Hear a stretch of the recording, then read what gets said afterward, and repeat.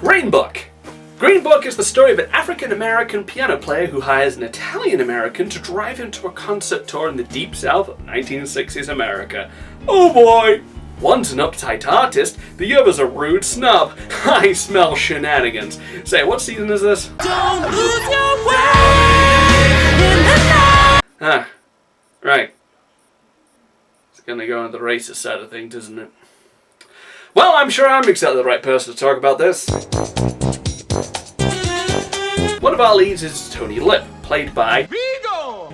Tenson, which I am probably mispronouncing. You're like the buzzing of flies to him. He plays the role as an over-the-top tough guy while bringing a sense of humour to the film. He throws around some casual racism throughout it, but Tenson actually makes it work, and it carries a sense of likability, which is a very hard balance to pull off.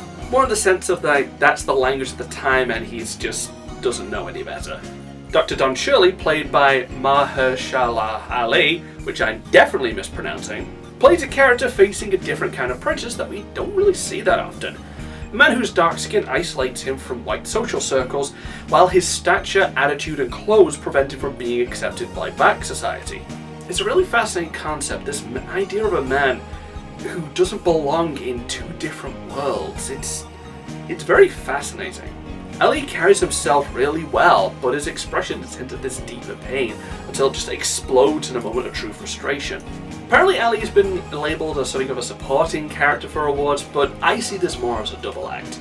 Both leads have very good comedic chemistry with the whole odd couple vibe. It's much better than if the film was played straight like most Oscar bait films about racial prejudice are.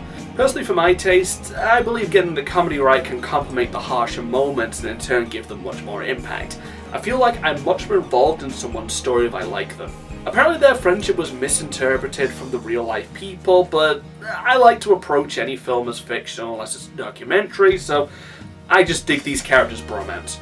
In conclusion, Green Book is surprisingly funny and is led by a pair of great actors who bring it all together, so for me it's an 8 out of 10.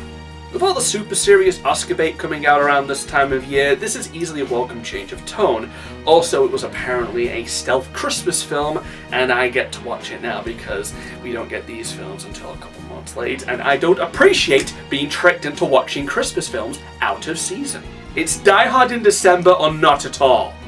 Take care now, bye bye then.